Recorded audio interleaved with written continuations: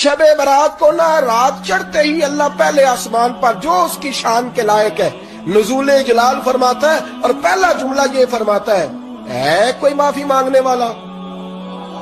अल्लाह करे आपको समझ आए, यानी माफी देने वाला कह रहा है चलो आओ इधर आओ, जरा माफी मांगो, मैं माफ करने आया हूं। अगर हमें कुछ शख्स कहता है कि शब बारात को उठ के नफल न पढ़ो, तो भाई नफल हमने पढ़ने अल्लाह की रिदा के लिए, हमें किसी बंदे से डिग्री लेने की जरूरत नहीं, ना तू हमारे और रब के दरमियान माज़अल्लाह कोई वसीला है कि तू कहेगा तो पढ़ेंगे, जब दिल करेगा पढ़ेंगे, और जितने दिल करेगा पढ़ेंगे। हम तो नफल कह रहे हैं इसको, हमने कब कहा जरूरी है जो इशा पढ़ के सो जाए फजर तक सोया रहे, हम उसको गुनाहगार नहीं कह रहे, लेकिन ये जरूर कहेंगे कि गोल्डन चांस मिस कर दिया इसने, चांस मिस किया, ये तो अल्लाह की रहमत का मौका था। हजरत सैयदा आयशा सिद्दीका रदी अल्लाह ताला अन्हा इरशाद फरमाती है कि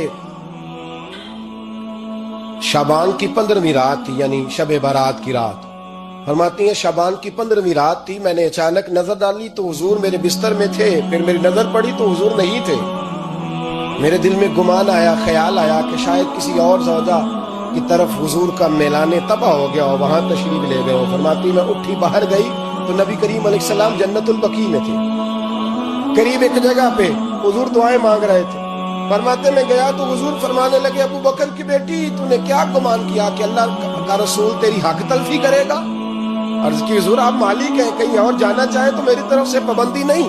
कहती है वहां खड़े खड़े मेरे रसूल करीम ने बयान फरमाया, ये तिरमिज़ी के लफ्ज हैं।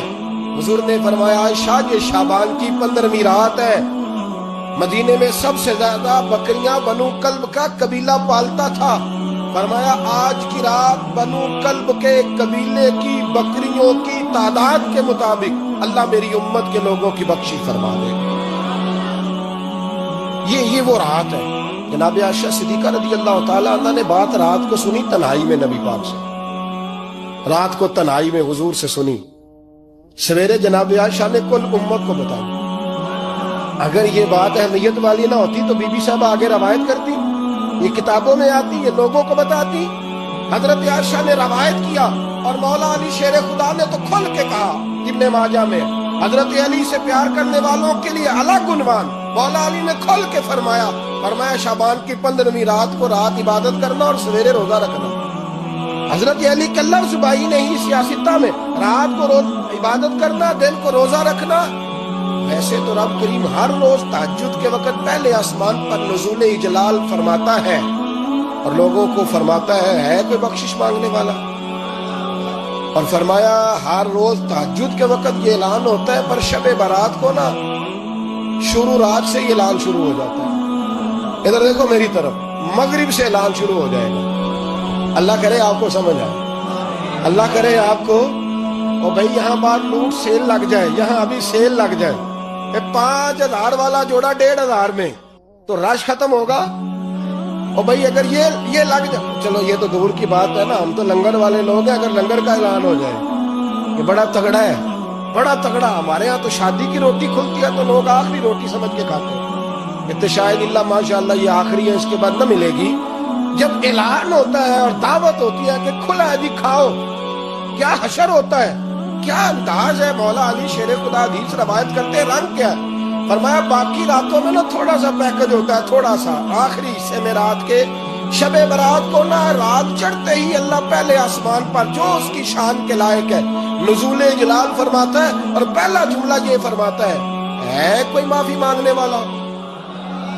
अल्लाह करे आपको समझ आए, यानी माफी देने वाला कह रहा है चलो आओ इधर आओ, जरा माफी मांगो, मैं माफ करने आया हूं। मांगो माफी, है कोई माफी मांगने वाला, माफ कर देंगे। और आप फरमाते हैं है कोई रिस्क मांगने वाला?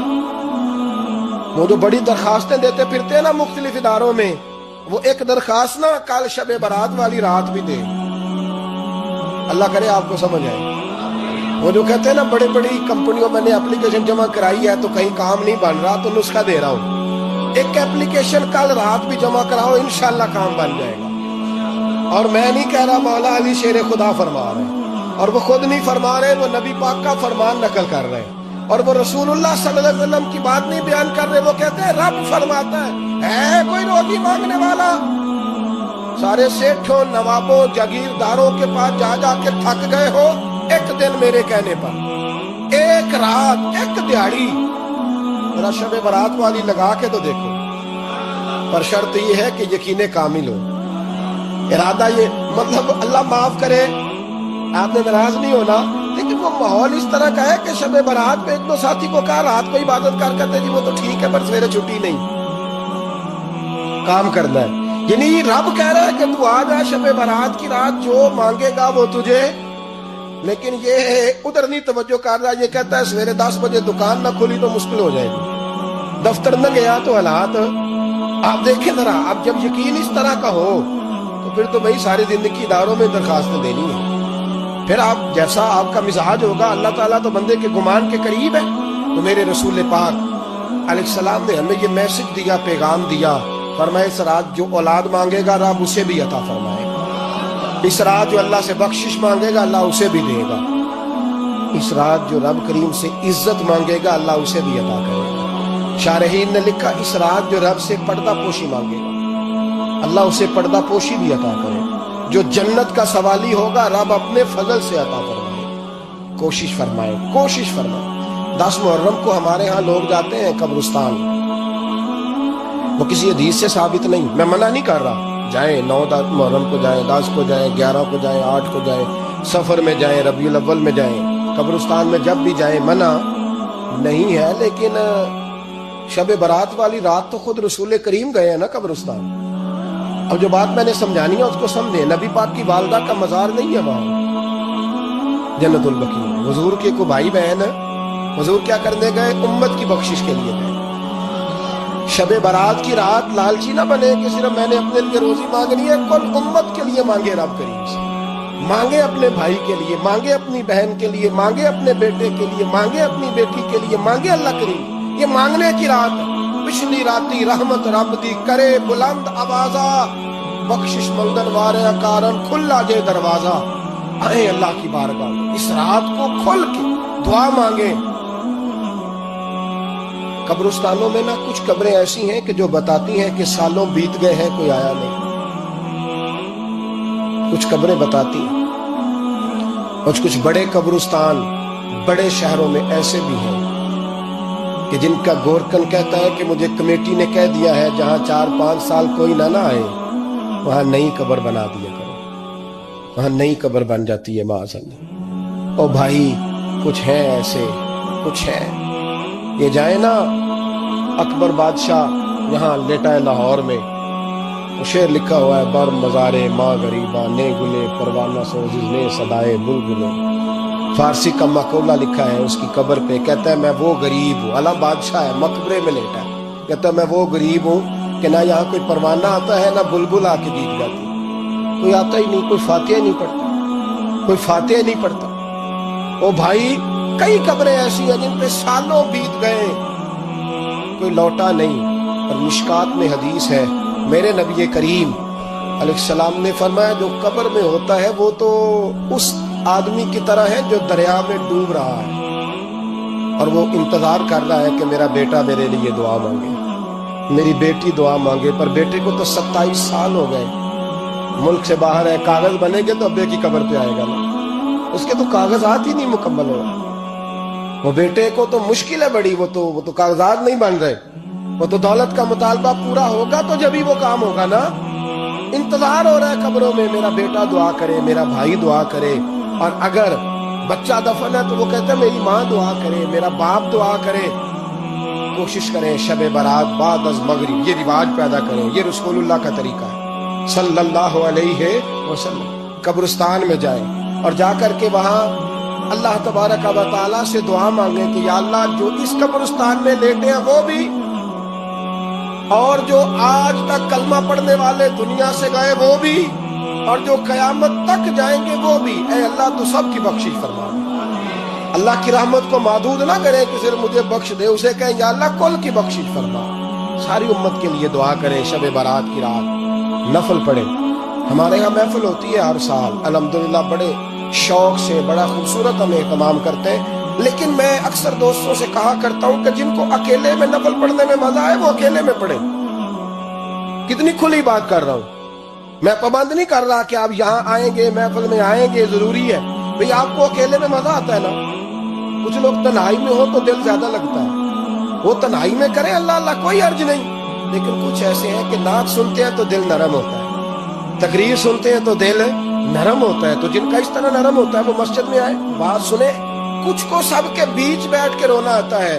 حضرت سعدی شیرازی فرمایا کرتے تھے کچھ لوگوں کے آنسو مجھے رلا جاتے ہیں، فرماتے ہیں کچھ کی آنکھیں دیکھ کے رو پڑتا ہوں، لہذا میں جب بھی ذکر کرتا ہوں محفلوں میں بیٹھ کے کرتا ہوں، تنہائیوں میں مجھ سے نہیں ہوتا، تو جس سے نہیں ہوتا وہ آئے نا، مسجد میں آئے، رات عبادت کرے، کل مغرب سے پہلے پہلے کام سمیٹ لے سارے، اور مغرب کے بعد یہ رات شروع ہوگی، مغرب کے بعد ایک چھٹی کر لو اللہ رسول کے لیے، کر لیں گے انشاءاللہ تعالی ایک چھٹی، اور توبہ کی رات ہے یہ، توبہ کرنا۔ توبہ کس کو کہتے ہیں؟ توبہ کا معنی ہے پچھلے گناہ پر پچھتانا، شرمسار ہونا، کہتے نہیں اے کاش میں نہ کرتا، اور وہ لفظوں میں نہیں، جملوں میں نہیں، توبہ رٹی رٹائی نہیں، شرمسار ہونا اور آئندہ گناہ نہ کرنے کا پکا ارادہ کرنا، اس کا نام توبہ۔ دیکھیں اللہ تعالیٰ فضل کرے، میں نے پچھلے سال کہا تھا پھر کہتا ہوں، مسجدوں سے نا شب برات کی رات، شب قدر کی رات چیخوں کی آوازیں آتی ہیں، لوگ اتنا روتے ہیں نا، رونا چاہیے، کم روتے ہیں زیادہ رونا چاہیے، لیکن سوال یہ ہے کہ اتنا زیادہ لوگ شب برات کی رات روتے ہیں، کیا پھر سویرے بددیانتی ختم ہو جاتی ہے؟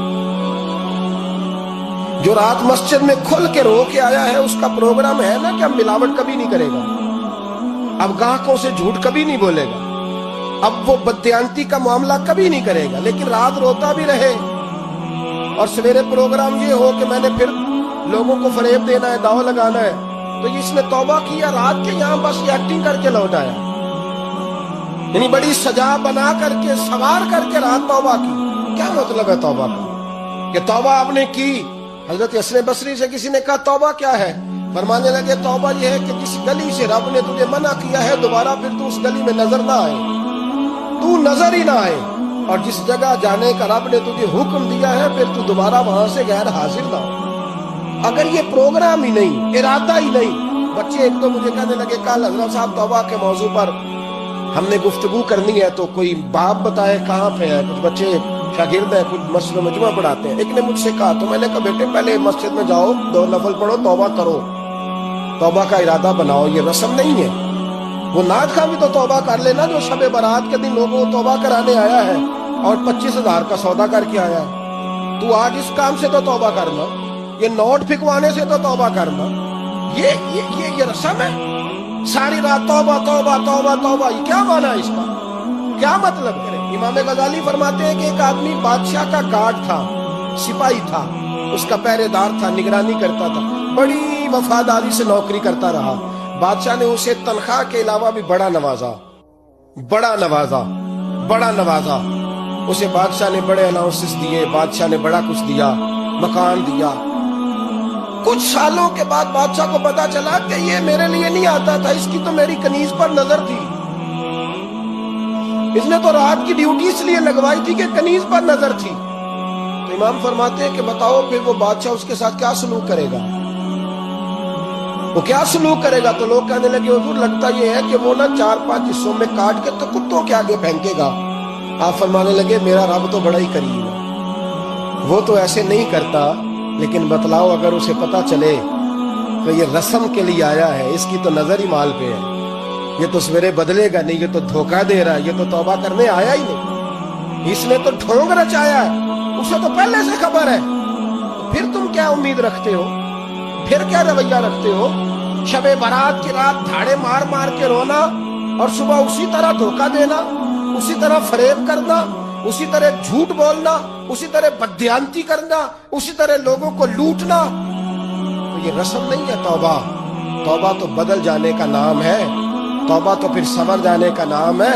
توبہ تو اس طرح ہے جس طرح حضرت ابراہیم ابن ادھم نے کی تھی، وقت کے بادشاہ تھے بادشاہ، جب توبہ کی تو پھر ہر چیز چھوڑ دی، پھر مال لوگوں میں بانٹ دیا اور پھر ٹاٹ کا لباس پہن کر زندگی گزاری۔ لوگوں نے کہا حضور یہ تبدیلی ہے، اور میں تبدیلی نہیں، یہ میری توبہ ہے، یہ میری توبہ ہے۔ جب توبہ کی تو پھر بدل کے کی، جب توبہ کی تو پھر تبدیل کیا آپ نے. یہ کیا توبہ ہوئی؟ ساری رات روتے رہے, سویرے دکان پہ جا کے پھر قسم اٹھائی کہ مجھے تو پڑتا ہی 11,000 کا. یہ توبہ ہے؟ تو آپ نے اور میں نے توبہ کرنی ہے تو انشاءاللہ تعالیٰ اس طرح کرنی ہے کہ پھر 15ویں شعبان کو بدل جائے. یہ جو موقع آتے ہیں نا شب برات کے, شب قدر کے, یہ بنیادی طور پر اللہ تعالیٰ کی طرف سے دی ہوا موقع ہوتا ہے کہ چلو تمہیں چانس دیتے ہیں, تمہیں چانس دیتے ہیں. پابندی کوئی نہیں, لیکن رب کی طرف سے نا موقع ملتا ہے, چلو تمہیں ایک موقع دیتے ہیں, چلو اپنے آپ کو کلیئر کر لو, تمہیں موقع دیتے ہیں. یا اللہ کیا کرے, کچھ بھی نہیں, آگے نا سچے دل سے 2 رکعتیں پڑھ کے توبہ کرو, عرش کا مالک پچھلے سارے ہی معاف کر دے گا. کچھ بھی نہیں, آؤ موقع ہے. ان لوگوں کی باتوں پہ نہ جائیں جو بلا وجہ پریشان کرتے ہیں. ہمیں بھی روز ہی سوال آتے ہیں, دل نہیں کرتا, کچھ باتیں ایسی ہیں جو کرنے کو طبیعت نہیں چاہتی, میں کروں گا بھی نہیں. لوگوں کو شب برات کا حوالہ بھی نہیں مل رہا, حالانکہ ترمذی شریف میں حدیث موجود ہے. سیاہ ستہ کی روایت ہے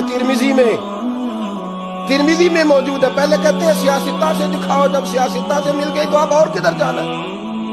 اور ابن ماجہ میں موجود ہے مولا علی کی روایت, اور ذرا ترتیب دیکھیے گا, یہ ترمذی کی حدیث ہے. امام ترمذی نے تو پورا باب باندھا ہے 15ویں شعبان پر, پورا باب.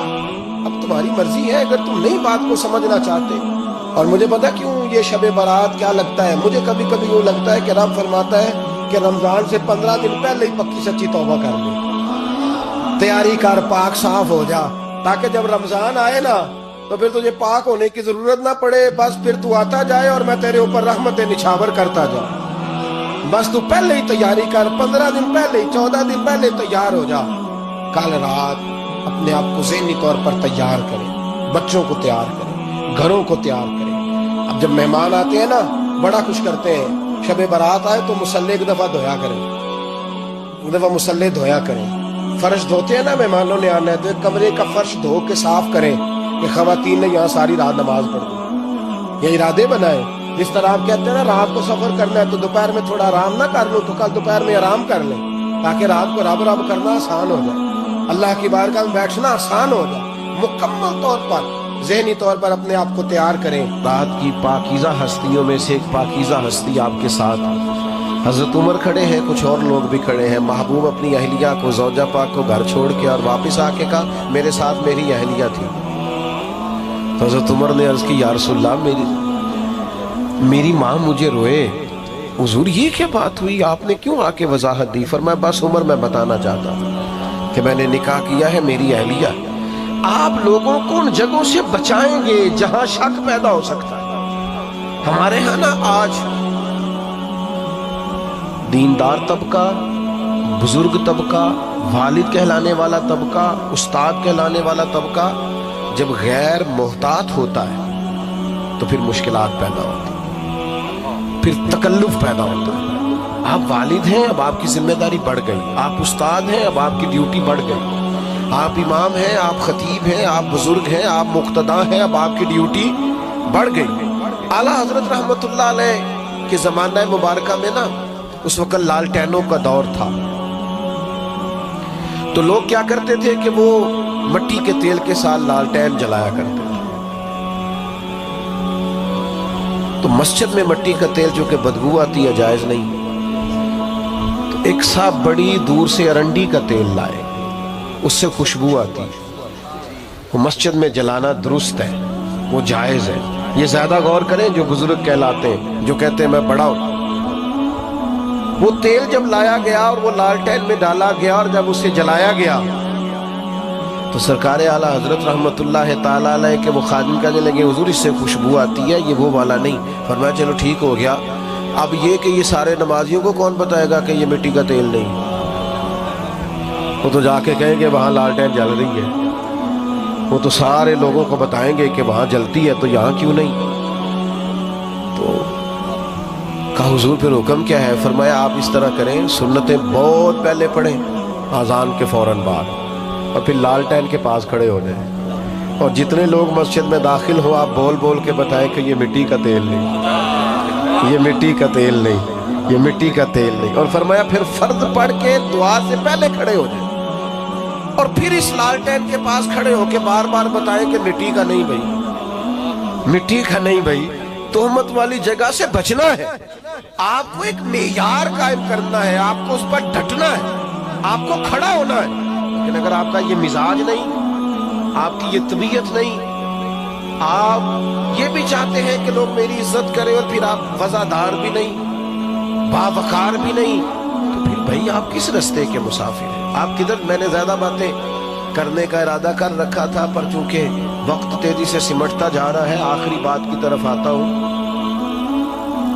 बड़ी जल्दी, वो दूसरा पहलू जो मैंने कहा ना, हमारे यहाँ तनकीद बड़ी जल्दी तनकीद भी ना करें। भाई आप उठने लगे, मेहरबानी करें, नज़म तो ना खराब करें। भाई इधर देखें मेरी तरफ, बड़ी जल्दी तनकीद भी ना करें, इतनी जल्दी ना डाला करें। किसी ने कहा था कुछ तो मजबूरियां रही होंगी, यूं ही कोई बेवफा नहीं होता। थोड़ा सा ना, थोड़ा मौका दिया करें, चीजों को समझा करें। वो हमारे यहाँ ना सारे टेस्टर लोग इकट्ठे ले आते हैं और हर जाविये से किसी को परखना शुरू कर देते हैं। हर जाविये, ये मैं मना करता हूँ ना दोस्तों को, हर चीज की वीडियो ना बनाओ। अब होता क्या है, मैं गुजर रहा हूँ और अब मैं 2-3 मसरूफियात से फारिग होके आया हूँ और यहाँ से भी फारिग होके मेरी मसरूफियात। अब बहुत सारे दोस्त ये तो पूछते ही नहीं कि आप चले कि नहीं, वो तो इतना ही पूछते हैं पहुंचे कितने हो। और फिर वो कई दफा 15-20 फोन कर देते हैं 20-25 मिनट में। तो एक से तो मैंने कहा था जे तेरे फोन ना सी टाइम पे पहुंचना है ना, फिर 5-5 मिनट बाद कर। और अगर टाइम लगना है कुछ थोड़ा सा, तो फिर आपको एक फोन किया, थोड़ा फासले को आप मापें और उसके मुताबिक दोबारा राब्ता करें। लेकिन वो चूंकि फोन हाथ में है और खैर से सस्ता भी काफी है, तो बहुत सारे अहबाब जो है वो फिर तो अब वो गुजर रहे हैं, तो किसी से हाथ मिला सके हैं, किसी से नहीं, सब की वीडियो बन गई। फिर वो पास भी किसी ने नहीं रखनी, वो डालनी भी लाजमी है। फिर वो ऊपर गोल दायरा लगा के कहेंगे मौलवी का तकब्बुर देखो, सलाम नहीं ली। भाई अब वो माहौल ही नहीं था, रोक ही नहीं सकते थे। और कई जगह तो ऐसा होता है कि लोग कहते हैं जल्दी मुंतशिर करें, पीछे रश है, खाली करें गेट। तो कई दफा ऐसे मामलात आते हैं कि जरा सी बात पर तनकीद होने लगती, उससे तकलीफ भी यकीनन होती है। पूरी बात ही नहीं सुनी, थोड़ी सी पीछे से काट ली, थोड़ी आगे 2 जुमले ले लिए, तनकीद शुरू कर दी। आला हजरत ने लिखा है कुर्रा से माजरत के साथ, लिखा है कि 2-4 अच्छे कुर्रा ने एक आलिम के पीछे नमाज पढ़ी, तो उन कुर्रा के ना आलिम साहब के कुछ मुस्तहब कवायद दुरुस्त नहीं थे। तो लोग देर नहीं ना करते, फौरन कहने लगे एडे बड़े आलिम ने तो कुरान भी नहीं ठीक पढ़ना होता। उसी वक्त मैंने पहले कहा कुर्रा से माजरत के साथ। और वैसे चूंकि थोड़ा शायरी से दिलचस्पी रखता हूँ, तो लफ्ज तासीर से बनते हैं, तलफ्फुज से नहीं। अहले दिल आज भी है अहले जुबान से आगे। मुस्तहब कवायद ठीक नहीं थे, पर वो तनकीद कर दी, मिनट नहीं लगाया, देखो जी ये तो इतने बड़े हैं और कुरान जी नहीं पढ़ना आता। तो नमाज मुकम्मल करके नहाने चले गए, तो कुर्ते वगैरह उतार के उन्होंने रखा अपना कमीज, तो वो शेर उठा के ले गया। अब वो बड़ी अजीब हालत हो गई, कितनी कुछ देर पानी में बंदा रह सकता है, ठिठुरने लगे। आला हज़रत फरमाते हैं कि वो बुजुर्ग जो थे, वो शेर का उनसे प्यार का ताल्लुक था, मोहब्बत का ताल्लुक था। चले आप करामत ना भी कहें तो कुछ जानवरों से प्यार नहीं हो जाता। आज भी लोगों ने रखे नहीं हुए जानवर, वो प्यार की कहते ने इनूस हो गया, गजाया है, तो वो प्यार था। तो शेर ऊपर बैठा कपड़े लेके, तो हजरत ने शेर को इशारा किया, इधर आना, दम हिलाता आ गया, कदम चूमे। तो फरमाने लगे हमारे मेहमानों को तंग करता है। और फिर वो कपड़े उनको थमाए, कुर्ते उनको दिए, और वो जो हदीस पाक में फरमाया ना, मोमिन की फिरासत कल्बी से डरो, फइन्नहु यंजुरु बिनूर, वो अल्लाह के नूर से देखता है। तो पता क्या जुमला कहा उस बुजुर्ग ने, आला हज़रत फरमाते उन बुजुर्गों ने बड़े खूबसूरत मीठे और सोने लफ्जों में कहा, मौलाना आपने लफ्ज सीधे किए, हमने दिल सीधा किया हुआ है। तो सारा वक्त सिर्फ जुमले ठीक कर, जल्दी ना करें तनकीद करने में, थोड़ा सा ना वक्त तो दे। हम ना बहुत जल्दी करते, पूरी बात का भी नहीं पता होता, पूरी तफसील भी हमारे सामने नहीं होती, लेकिन तनकीद करने की जो की आदत होती है, मिजाज होता है। कुछ लोग ऐसे होते हैं जिनके पास आपने नाराज नहीं होना, उनके पास अच्छी खबर होती कोई नहीं बेचारों को। वो जब भी बात करेंगे कोई मायूसी वाली बात करेंगे, کوئی خوفناک میں ملک سے باہر تھا تو ایک صاحب مجھے کہنے لگے بڑے پاکستان کے حالات خراب ہیں، لوگ لڑتے ہیں، فلاں ہے، سیاستدان بھی برے، فلانا بھی برا، فلانا بھی برا، یہ ہو گیا۔ میں نے ان سے کہا آپ کو کیسے پتا ہے؟ آپ تو باہر رہتے ہیں۔ کہتے سنا ہے۔ تو میں کہ سانو پوچھنا اسی ہوتے رہنے ہیں، اتنی جلدی آپ کیوں تنقید کرتے ہیں؟ میرا وطن وہ وطن ہے، میرا دیش وہ دیش ہے۔ کچھ عرصہ پہلے سیلاب آیا تھا، ہم نکلے تھے کچھ اپنے حصے کی خدمت کرنے۔ جس بیٹی نے خود محنت کر کے جہیز بنایا تھا اس نے بھی کپڑے نکال کے دے دیے۔ ہم نے جوانوں کو دیکھا ہے، انہوں نے 4 مہینے کی ایڈوانس تنخواہیں نکال کے دے دی سیلاب۔ آپ کس دیش کی بات کرتے ہیں؟ یا آپ کو سیاستدانوں کا دیش لگتا ہے؟ یا آپ کو حکمرانوں کا اور تاجروں کا دیش لگتا ہے؟ کل عرس گزرا ہے، یہ دیش داتا علی اجویری کا ہے، یہ بابا فرید الدین مسعود گنج شکر کا ہے، یہ حضرت بہاؤالدین زکریا ملتانی کا ہے، یہ دیش حضرت پیر مہر علی شاہ کا ہے، یہ دیش حضرت پیر جماعت علی شاہ کا ہے۔ میں تمہیں سچ بتاتا ہوں، یہ حضرت محدث اعظم پاکستان کا ہے، یہ حضور غزالی زماں کا ہے، یہ اولیاء کا صوفیاء کا دیش ہے۔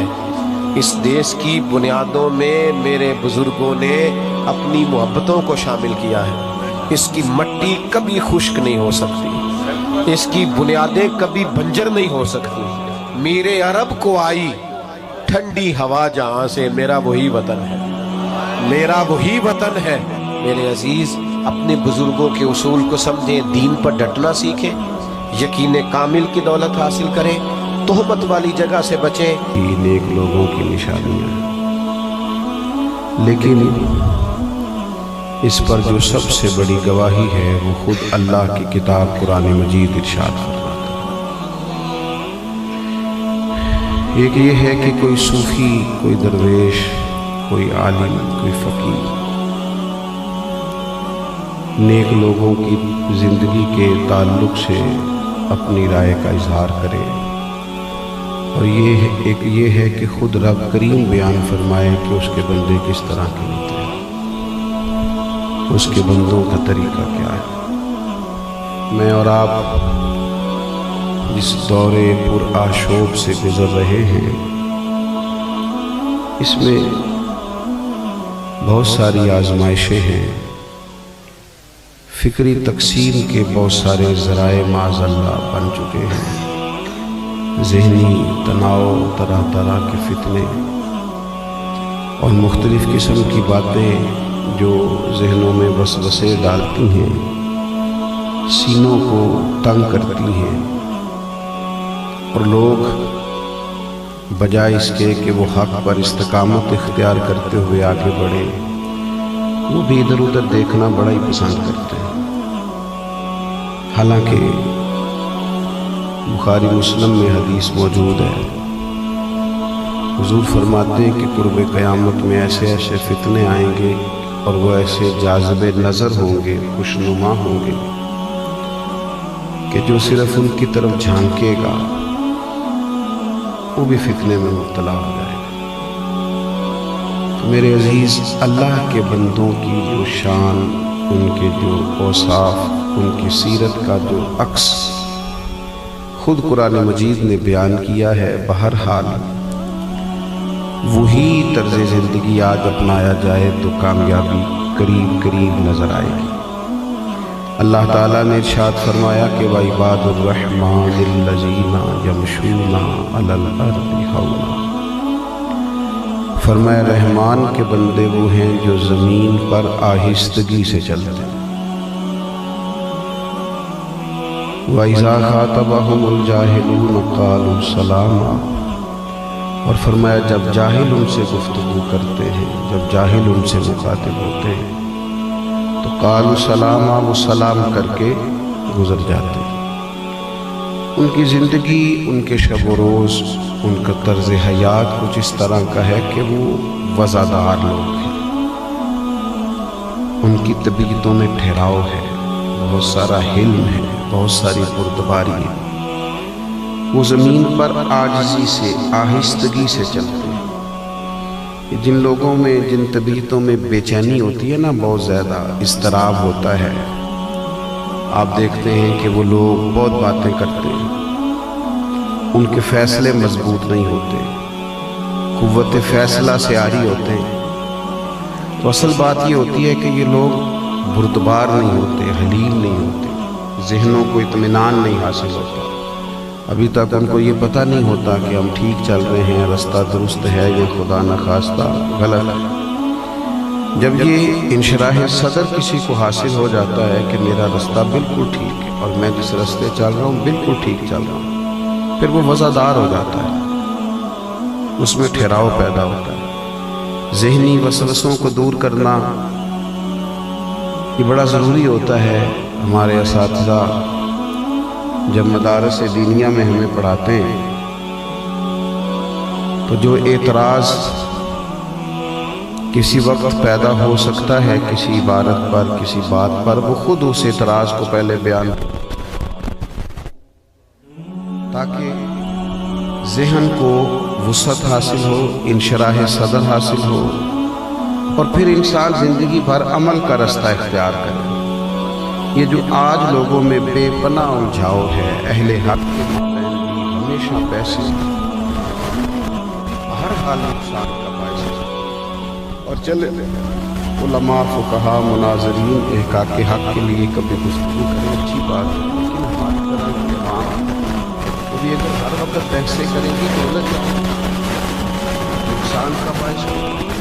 تو نہایت آہستگی کے ساتھ، نہایت وفاداری کے ساتھ، سارے لوگ ہمارے مخالف نہیں ہوتے، ہمارا ذہن بن جاتا ہے کہ میرا فلانا بھی فلانا، آپ اتنے اہم نہیں،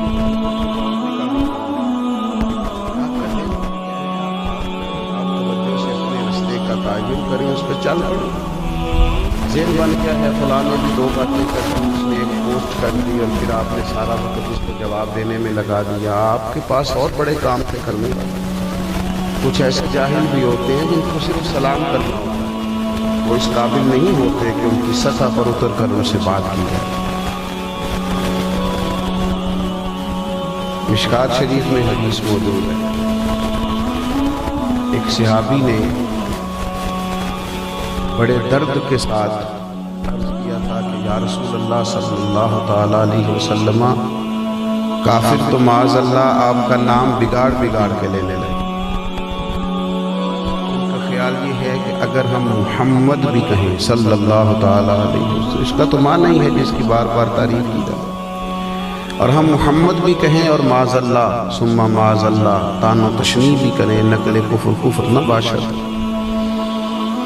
تو انہوں نے اس طرح کیا ہے کہ وہ آپ کا نام بگاڑ بگاڑ کے لیتے ہیں، اور کوئی کسی معاذ اللہ بگڑے ہوئے نام سے آپ پر طعن و تشنیع کرتے ہیں تو محبوب فرمانے لگے یشتمیون مذمما ویلعنون مذمما وانا محمد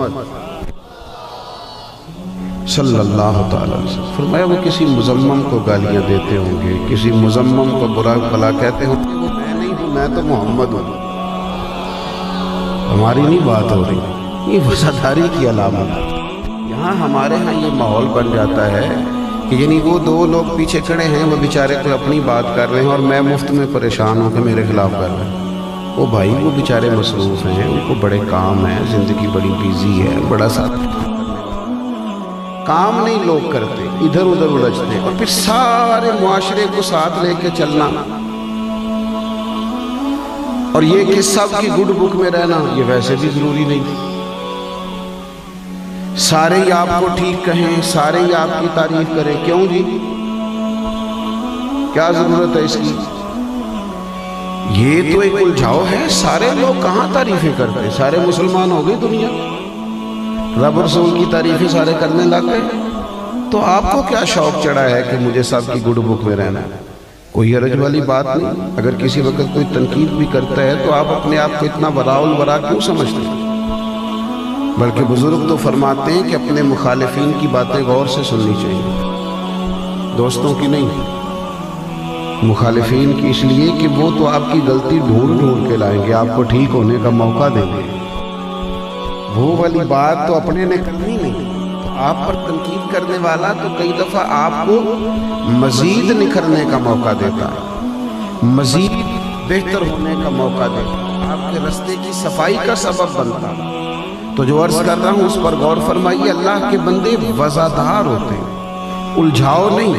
اور اگر کبھی کوئی جاہل الجھنا بھی چاہے تو وَإِذَا خَاطَبَهُمُ الْجَاهِلُونَ قَالُوا سَلَامًا، جاہلوں سے لجتے نہیں ہیں، سلام کر کے گزر جاتے ہیں۔ درویش نے لکھا ہے، ایک دفعہ جنگل کے دو جانور گدھا آپس میں بحث کرنے لگے۔ گدھا کہتا تھا کہ آسمان کا رنگ کالا ہے، اور گھوڑا کہتا تھا نہیں نیلا ہے۔ تو اس پر گھنٹوں بحث ہوئی۔ یہ بحث مطلب لوگ کسی بھی بات پہ بحث شروع کر دیتے ہیں، پر انہوں نے بھی گھنٹوں بحث کی۔ گدھا کہنے لگا آسمان کا رنگ کالا ہے، اور گھوڑا کہنے لگا نہیں نیلا ہے۔ دیر تک اس پر بحث ہوئی۔ جب وہ بحث جھگڑا بن گئی تو پھر طے یہ پایا کہ جنگل کا بادشاہ تو کوئی شیر ہے، لہذا شیر سے فیصلہ کرانا۔ دونوں شیر کے پاس گئے۔ شیر نے بات سنی دونوں کی اور کہا کہ گھوڑے کی بات ٹھیک ہے، آسمان کا رنگ نیلا ہی ہے، لیکن فیصلہ میرا یہ ہے کہ بات بھی گھوڑے کی ٹھیک ہے اور گھوڑے کو عمر قید کی سزا بھی ہے۔ تو گھوڑا سراپا احتجاج ہو گیا۔ اس نے کہا بادشاہ آپ کا فیصلہ تاریخ میں انوکھا فیصلہ ہے کہ جس کی بات درست ہے سزا بھی اسی ہے۔ نہیں آپ اعتراف کر رہے ہیں کہ جو میں کہہ رہا تھا میری رائے میرا موقف درست ہے، اور آپ میرے لیے سزا کا اعلان کر رہے ہیں۔ تو شیر مسکرایا، اس نے کہا کہ ارے بیوقوف، سزا اس بات پر نہیں دے رہا کہ تیری بات غلط ہے کہ درست ہے، سزا تو اس بات پر دے رہا ہوں کہ تو نے گدھے سے بحث شروع کر دی۔ تجھے کسی نے بتایا نہیں یہ گدھا ہے، گدھوں سے بحث ہے، اس بات پر تجھے سزا ہونی چاہیے کہ تو گدھے سے بحث کر رہا ہے۔ میں نے طے کیا ہے کہ تجھے عمر بھر جیل میں رکھا جائے، تجھے احساس ہو کہ تو ضائع کر رہا ہے اپنی زندگی گدھوں سے بحث کر رہا ہے۔ تو میرے عزیز یاد رکھیے گا، الجھاؤ نہیں۔ اگر آپ نے کوئی کام کرنا ہے، اگر زندگی میں کوئی آپ کا ٹارگٹ ہے، اگر آپ نے کسی ہدف کا تعین کر رکھا ہے، پھر آپ شور و غوغا نہ سنیں، پھر آپ آگے بڑھیں، پھر آپ جدوجہد کریں، پھر آپ اپنے سفر کو جاری رکھیں، پھر آپ کوششیں اور کاوشیں کریں، پھر آپ اپنے سفر کے لیے ذرا وقت پر نکل آئیں۔ میں آج کو ایک ڈیڑھ گھنٹہ زیادہ وقت، چونکہ دھند بڑی زیادہ تھی تو میں تھوڑا زیادہ وقت لے کے گھر سے نکلا ہوں، اس لیے کہ سارا شیڈول دن بھر کا اس کو لے کے چلنا ہے۔ جب آپ کا سفر دور ہو تو پھر ذرا صبح جلدی اٹھ جانا چاہیے، لیکن اگر آپ آرام کر رہے ہیں، آپ ایک دوسرے سے موسم پوچھ رہے ہیں، اگر آپ سوچ رہے ہیں اور آپ محکمہ موسمیات کو دیکھ رہے ہیں، تو پھر تو آپ کمزور ہو جائیں گے۔ اگر آپ کو سفر کرنا ہے اور ہدف آپ کا طے ہے کہ آپ کو کہاں جانا ہے، پھر آپ نکلیں، جو گھر سے نکلتے ہیں انہیں منزل پہ نہیں جایا کرتے۔ لیکن جو ساری زندگی یہ دیکھتے رہتے ہیں کہ پہلے ساری دنیا میرے نعرے لگائے، پہلے سارے میری گڈ بک میں آ جائیں، سب کی گڈ بک میں آ جاؤں تو پھر میں چلوں گا، تو یہ درست نہیں ہے۔ الجھاؤ نہیں، اللہ کے بندوں کی زندگیوں میں الجھاؤ۔ اچھا کبھی کو الجھنا چاہے بھی نا تو مزیدار لوگ ہوتے ہیں، وہ اپنے وقت کو بچاتے ہیں۔ وہ کہتے ہیں بھائی میں مطلب مجھے کام پڑے، میری ذمہ داریاں بڑی، میری ڈیوٹیاں بڑی، اور ذرا ذرا سی بات پہ الجھ جانا، پھر اپنا سٹیٹس اس طرح کا بنا لینا کہ اس نے بات کی ہے تو کیوں کی ہے، تو پھر اس کی جرت کیسے ہوئی، تو پھر میں نے پوچھ کے رہنا ہے، تو پھر آج رات کو پنچایت، تو بھائی آپ فارغ آدمی، اس لیے اتنی زیادہ آپ اس پہ لے دے کر رہے ہیں۔ آپ مصروف ہوتے تو اتنا ٹائم ہی نہ ہوتا۔ حضرت عمر بن عبدالعزیز رحمۃ اللہ تعالیٰ علیہ رضی اللہ تعالیٰ عنہ، آپ امیر بھی تھے، امیر المومنین بھی تھے، درویش بھی تھے، صوفی بھی تھے، عالم بھی تھے، بہت بڑے آدمی تھے۔ 39 سال عمر پائی ہے انہوں نے کوئی